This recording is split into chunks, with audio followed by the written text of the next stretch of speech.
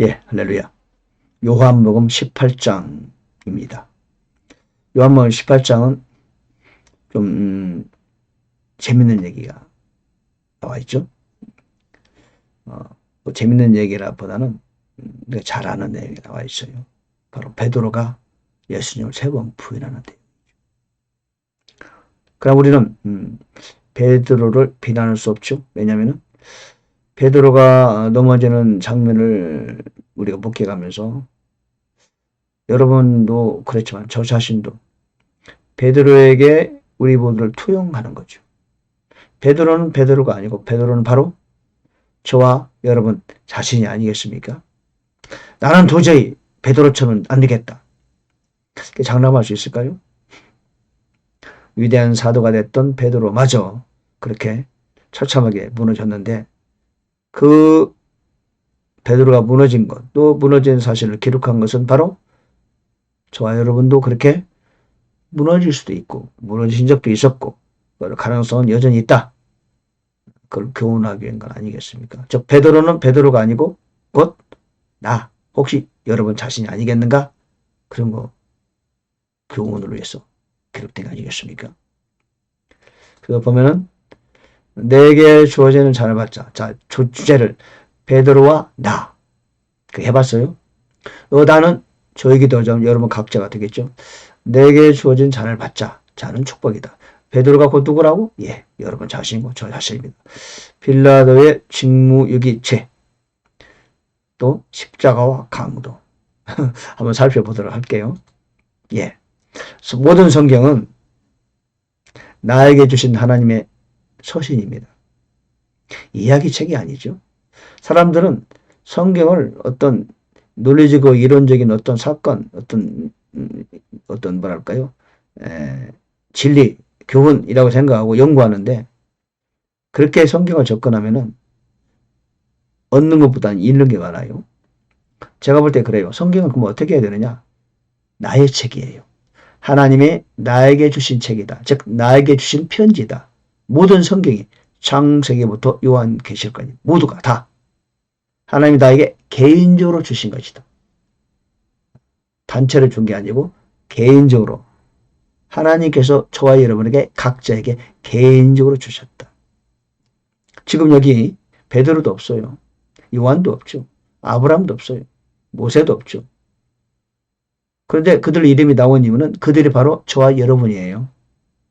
다윗이 넘어지면 우리의 넘어짐, 개인의 넘어짐이고 베드로의 실수도 저의 실수인 거죠. 그렇게 보라고 하나님은 개인적으로 성경을 주신 거이다. 즉 성경은 바로 나의 이야기다. My story.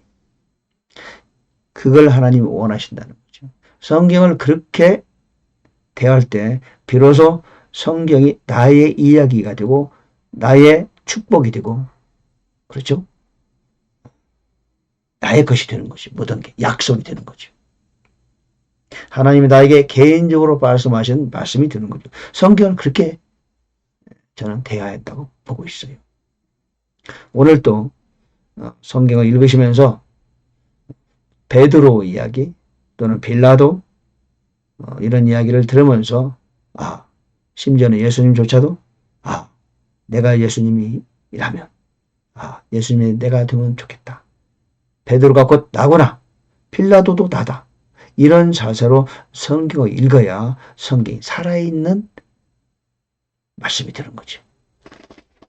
자, 18장 몇 절에 보면은 11절에 보면 이런 말씀이 있어요. 예수님께서 베드로에게 이르시되 내 칼을 칼집에 꽂으라. 내 아버지께서 내게 주신 잔을 내가 마시지 아니하겠느냐. 베드로가 칼을 가지고 예수님을 잡으려 하는 대제사장의 종을 쳤어요. 그리고 그의 오른쪽 귀를 뱉단 말이죠. 그 종의 이름 바르고다. 그때 주님께서 말씀하시는 거죠. 아버지께서 내게 주신 잔을 내가 마시지 않겠느냐? 예. 그러면 예수님만 하나님이 주신 잔을 마시나요? 아니죠. 사도 바울도 마셨어요. 그는 멋지게 아름답게 장렬하게 순교의 제물로 이 세상을 떠나갔어요. 그는 기쁜 마음으로 그 잔을 마셨어요? 그렇잖아요. 순교의 잔을 마셨어요? 베드로 역시 거꾸로 십자가에 박았다고 그러는데 그도 기쁜 마음으로 순교의 잔을 마셨어요. 우리 모두 하나님이 주신 잔이 있다는 거죠. 여러분과 나에게 각자 개인에게 주신 잔이 있다는 거죠. 때로는 고난의 잔이 있을 수 있고 고통의 잔이 되기도 거죠. 쓴 잔이 될 수 있어요. 마지막 때 주기철 목사님처럼 그렇게 순교의 잔이 될 수 있어요. 예수님처럼 그렇게 십자가의 잔은 아니겠지만 어쨌든 그 잔은 맛있는 잔은 아니에요. 쓰라린 잔이 될 수 있다. 여기서는 그걸 말하는 거죠. 그때 주님이 내게 주신 잔을 받자. 쓴 잔을 받자. 우리 모두 하나님이 주시는 잔이 있어요. 생활을 하다 보면은 교회 생활, 사회생활 하다 보면은 너무도 쓰디쓴 잔이 있어요. 사실은 그것은 쓴 잔이 아니고 축복의 잔이다. 특권의 잔이다. 그런 거 아니겠습니까? 우선 받기에 마시기에 너무 쓰고 힘들면은 그거는 특별한 축복의 잔인 거다. 여러분 지금 어떤 잔을 앞에 놓고 계십니까? 너무너무 힘들고 어려운 고난의 잔입니까? 여러분 기쁘게 마십시다. 왜?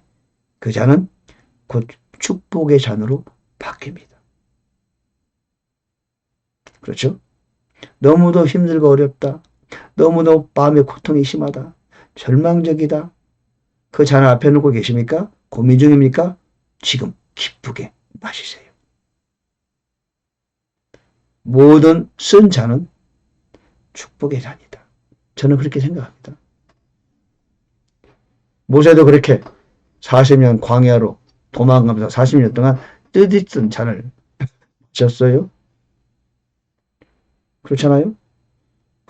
누구죠? 요셉도 14년간 종살이하는 너무도 쓰라린 잔을 마셨어요. 그 뒤에는 어땠나요? 상상할 수 없는 엄청난 복이 기다리고 있었죠. 자, 내게 주신 잔을 받자. 그게 소제목을 정해봤어요. 자, 그 다음에 25절 보니까 이제 베드로가 몸을 녹이면서 있었더니 그들이 그에게 이르되 너도 그의 제자들 중에 하나가 아니냐 하며 그가 부인하여 아니라. 또 한 사람이 동산에서 내가 너를 보지 아니하느냐 하니까 또 부인했다. 또 부인하고 3번 부인하자 닭이 울었다. 참 베드로가 3번이나 예수님을 모른다고 부인했어요. 참 상상하기 어렵죠. 어떻게 그럴 수 있죠? 아니 그 베드로가 누군데 말이죠. 예수님을 감히 부인해. 저 앞에 놓은 예수님을 눈앞에 두고 부인해요? 모른다. 다른 복음서에서는 맹세며 저주하며 모른다 이렇게 말했었어요. 베드로가 그럴 수 있습니까? 아니 아무리 그래도 그렇지 남자가 어찌 그럴 수 있어요? 베드로를 비난하자? 아니라는 거죠. 곧 베드로가 나일 수 있다는 거죠. 네. 베드로가 곧 누구다? 나다. 그래서 하나님께서는 이 성경에 베드로에 관하여 기록하고 있는 겁니다. 왜? 내가 될 수 있으니까. 나도 그렇게 살았으니까. 그렇게 살 가능성이 충분히 있으니까. 아직은 그런 실수 없지만 여전히 내 안에는 그런 충분히 그럴 수 있는 가능성이 있는 거죠. 하나님이 보여주지 않아서 그렇지. 그 베드로가 누구다? 나라는 거죠. 그런 자세로 이 성경을 읽고 그렇게 묵상해야 된다는 거죠. 아, 베드로가 곧 나구나. 예. 주여, 베드로가 이해가 됩니다. 저 역시 베드로가 큰 차이가 없습니다. 베드로가 3년 반 동안에는 예수님과 함께 동행했음에도 불구하고 동고동락했음에도 불구하고 위기에 봉착하니까 저렇게 예수님을 모른다고 부인하다니. 그러나 베드로는 베드로지만 곧 베드로가 나구나. 나도 그럴 수 있는 사람이다. 그런 겸손한 마음. 그렇죠? 자기를 돌아보는 성찰하는 그런 자세가 필요하다는 거죠. 그래서 하나님께서는 이 베드로의 이야기를 여기에 기록한 거 아니겠습니까? 우리가 베드로를 만나기로 했습니까? 그래 압니까? 모르죠. 얼굴을 압니까? 모르죠. 그럼에도 불구하고 여기에 베드로 이야기를 기록된 이유는 사랑하는 아들아 딸아 네가 곧 베드로야. 그런 교훈 아니겠습니까? 또 그런 자세로 성경을 대해야 성경이 살아있는 책이 되는 거죠. 그렇지 않나요? 자, 빌라도의 직무유기. 빌라도가 그분께 이르되 진리가 무엇이냐 하더라. 그리고는 유대인들에게 가서 그들에게 이르되 나는 그에게서 아무 잘못도 찾지 못하더라. 예, 베드로는 아니 빌라도는 예수님으로부터 아무런 잘못도 찾지 못했어요. 그럼에도 불구하고 그를 이렇게 말해요. 그러나 6월절에 놓아주는 관례가 있으니까 너희가 유대인의 왕인 이 사람을 놓아주기를 원하느냐? 아니요, 아니요. 십자가에 못 박으세요. 그러니까 어떻게 했어요? 빌라도가 그래 그럼 알아서 해라. 그리고 예수님을 십자가에 못 박게 되어줬다. 빌라도는 분명히 예수님이 아무 죄가 없다는 걸 알아요. 알면서도 혹시나 물론 총독이지만 또 현지 백성들의 눈치를 살필 필요가 있긴 하죠. 그럼에도 불구하고 양심의 가책을 뒤로하고 죄 없는 그 사람을 알면서도 예수님을 십자가에 못 박겠다. 물론 그가 십자가에 못 박은 건 아니에요. 그러나 못 박도록 허용했다. 로마의 법을 그가 그렇게 아무 잘못도 없는 예수님을 십자가에 못 박는데 활용했다는 거예요. 직무유기죄죠. 그가 무엇을 박은 건 아니지만 허용한 거죠. 직무유기죄. 저와 여러분도 직무유기죄가 있을 수 있어요. 혹시 사도 바울은 스스로 말하기를 나는 복음의 빚진 자다 그랬거든요. 왜? 복음을 받았으니까. 복음을 통하여 자기가 구원받았고 생명을 얻었으니까 복음의 빚진 자였다. 모든 사람에게. 근데 우리는 빚진 자 아닌가요? 빚진 자임에도 불구하고 복음을 전하지 않는다. 그 직무유기 아닌가요? 그렇죠? 하나님의 자녀라면 마땅히 또 너희는 이렇게 기도하라. 구하라, 찾으라, 두드리라. 기도하라고 말씀하셨는데 기도하지 않는 것도 혹 나에게 주어진 의무를 유기하는 직무유기죄 아닌가요? 어떻게 생각하세요? 하나님의 말씀이 생명의 말씀을 나에게 주셨는데 읽고 묵상하고 암송하고 연구하라고 주셨는데 활용하라고 주셨는데 성경을 저쪽으로 내팽개치고 딴 데 바쁘게 있다면은 여러분 그거 직무유기죄 아닌가요?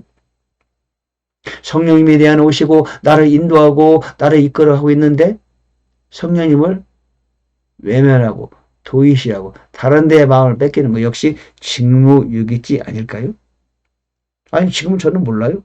마지막에 우리가 하늘나라 가서 상급 심판을 받게 되는 건데 너는 직무유기죄를 범했다. 그런 책망이 혹시 있지 않을까요?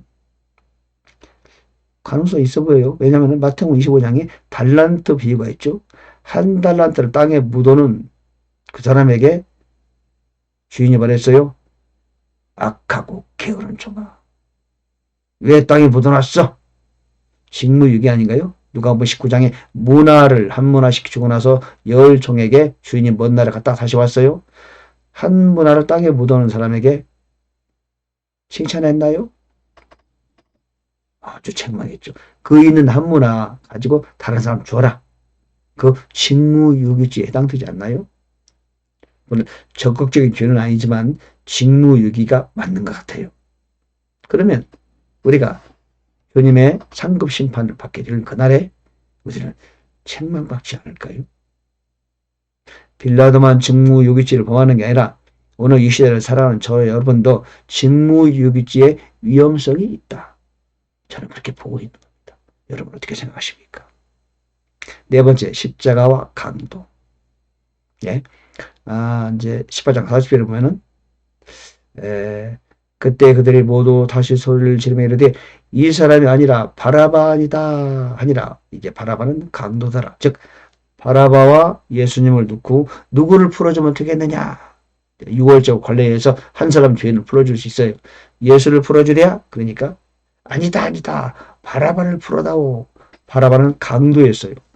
마가복음 15장 7절에 보면은 그는 폭동 중에 살인을 저지른 아주 흉악한 강도였어요. 강도. 그런데 그 강도가 죽어야 되거든. 그런데 예수님 때문에 강도가 살아나요. 바라바. 바라바 이름이 뭔지 아십니까? 예수 바라바입니다. 예수 바라바. 그의 이름이.